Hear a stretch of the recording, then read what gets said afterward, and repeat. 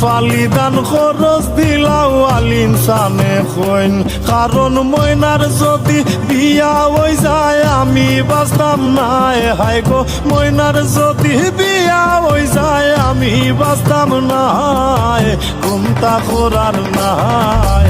আগুন মাসের দান্নু আমার নিচে কি বন্যায়।